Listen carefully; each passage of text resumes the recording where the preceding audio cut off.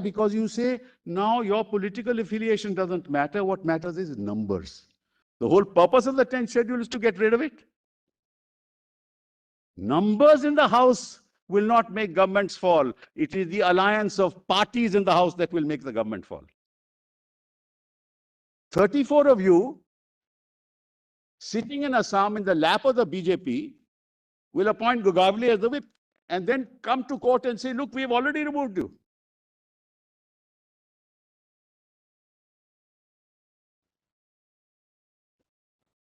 Side, the rejoinder submissions given are lengthier than my reply. Otherwise, you need not respond to that. It was a... I have to respond to more weighty things than the pages of my rejoinder. Well, your lordships may just, at the moment, let's not deal with this document. It will come to you. Let me just broadly tell your lordships, what we have to meet and what the issues are. Well, I think that we seem to have been, we are somewhat innocent of the manner in which people are represented in the House and who a legislator owes his duty to. Well, as your lordship knows that under the 1950 Representation of People's Act, you have a delimitation commission. And in each state, a delimitation takes place and the territorial constituencies are carved out. So the elections takes place with respect to those territorial constituencies in each state and the number is already fixed. So under the Representation of People's Act, first under the Constitution under Article 170, people are directly elected from the territorial constituencies. And there is a process by which they are elected. That process is also elaborately set out in the conduct of election rules. First, there's a nomination that takes place. The nomination takes place pursuant to your party nominating you and giving you the symbol on the basis of which you go to the returning officer and say, I am the nominee of the party and this is my symbol, which represents the party. After which, the election takes place. And when the election takes place and the votes are counted, the returning officer then gives you a certificate saying that you have been elected from this party. A copy of that is sent to the Election Commission. It's all set out here, so your lordships, at the moment I'm just broadly. A copy of that is sent to the Election Commission, and the Election Commission conveys that to the Speaker of the Assembly. What is it that I'm trying to say?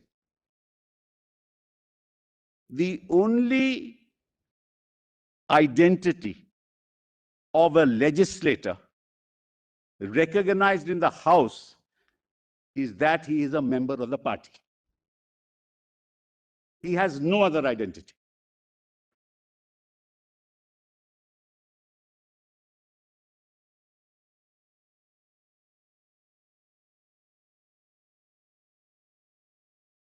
Two members, 3 members, 20 members, 34 members can't have an identity outside of that. That's the basic constitutional question. Give your lordships an example. Let's forget about 34. A small party in Goa has 5 members. 2 of them go to the speaker, to the governor, and say, I'm not going to support this government.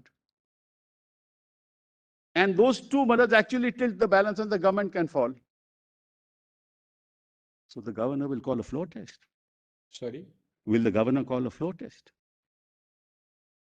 Forget majority, even the minority cannot topple the government. If this is the procedure in law that we have to follow. We are back to Ayaram Gayaram. Why? Because you say, now your political affiliation doesn't matter. What matters is numbers. Democracy is not about numbers. It is numbers within a constitutional framework.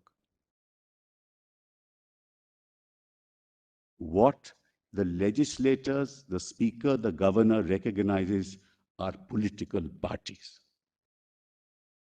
And you are a member of a political party. Nothing less, nothing more. You have no other identity. And I tell your lordships why I'm saying this. How are governments formed? Sarkaria Commission, remember, Maharaj? Largest single party who has a majority on the floor of the House, the governor will call him to form the government, the leader to form the government. If that's not possible, comes the second, and that's political party now. Second, pre-poll alliance of what? Of political parties. That's the second, if they form the majority. Three, post-poll coalition. What is the first? Single largest Yes. political party.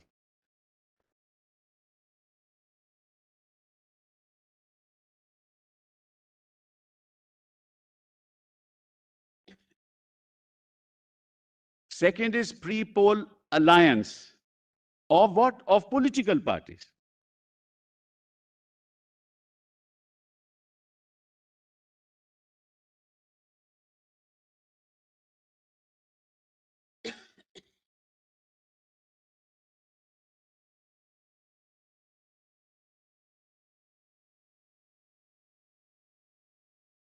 Could be one, it could be two, it could be three.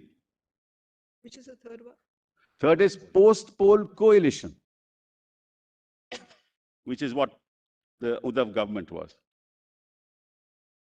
Post-poll coalition of political parties.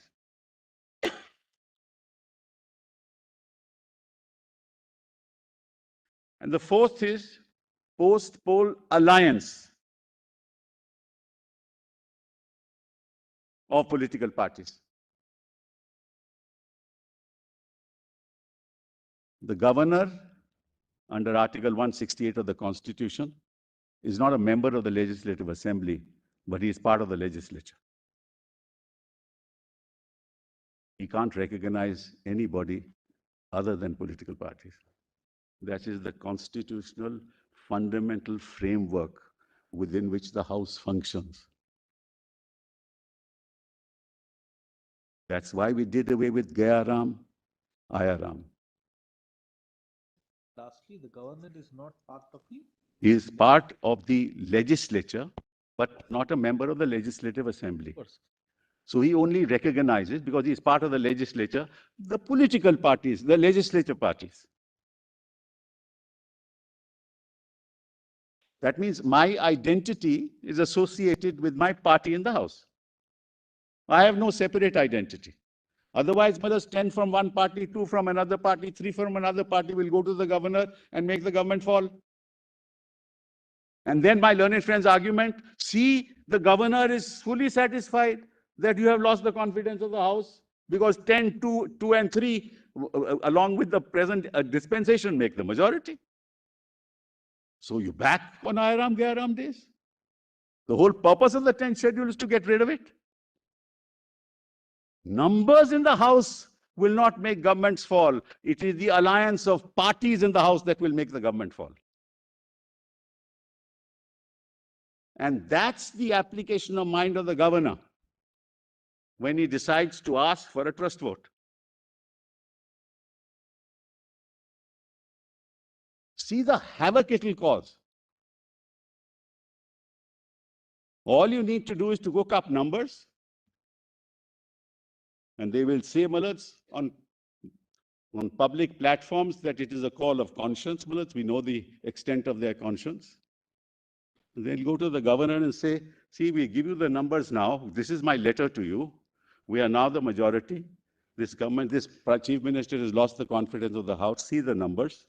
And it will be argued that, look, it's demonstrated that it doesn't have the majority and therefore hold the floor test. You see the consequences of this argument on the democratic polity of this country. That's one issue, Malas, I will deal with. I just want to point out. Number 2, even more important. which is something that I mentioned earlier also, and in detail, Millet, in my note, and which they did not comment on at all. All the council have not commented on the concept of the whip.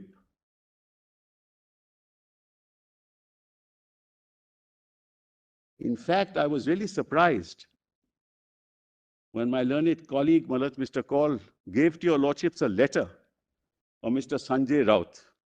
Your lordships will remember that, saying, no, actually, it is the legislative, it is the leader of the house who appoints, it is the leader of the house who appoints the whip. Well, let's just kindly have a look at that letter. It is the last page of the submission, Maharaj, that was. I just handed it to your lordship. 6th July 22. Yeah, just see, it was a very interesting letter.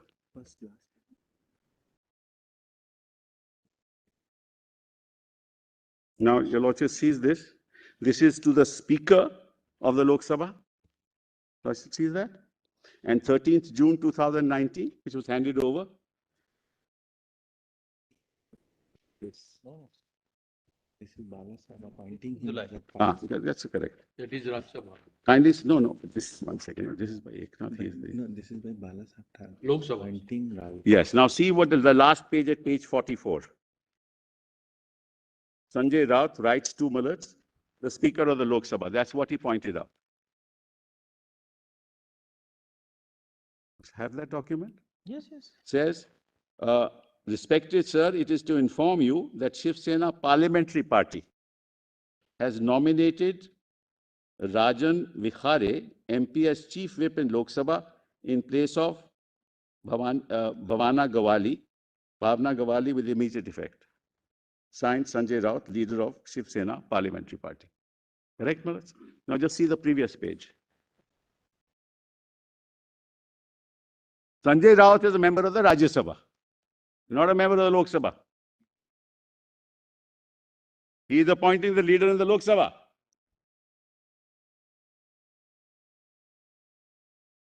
Appointment of Shiv Sena Parliamentary Party leader for both houses, Lok Sabha and Rajya Sabha.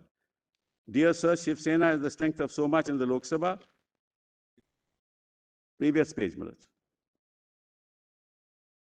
Vinayak Bhaura Raut is the Shiv Sena group leader in Lok Sabha, and Sanjay Raut represents Shiv Sena as group leader in Rajya Sabha. In addition to the above, I hereby appoint Sanjay Raut, member of Rajya Sabha, as Shiv Sena Parliamentary Party leader for both the houses of Parliament, Lok Sabha, Rajya Sabha, as a facilitative measure. May I therefore request your esteemed office to take note of the same and communicate accordingly.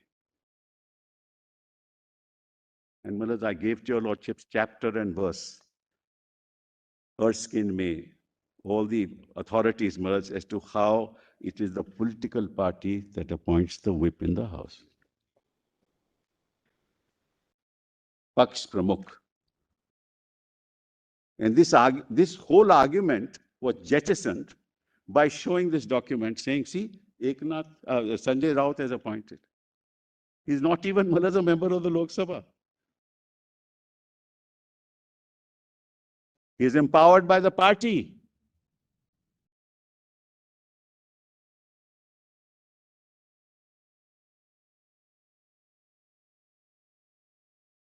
So this whole argument that I sat in Assam, appointed Gogavale as the whip. Where does that come from in constitutional terms? 34 of you sitting in Assam in the lap of the BJP will appoint Gogavale as the whip and then come to court and say, look, we've already removed you.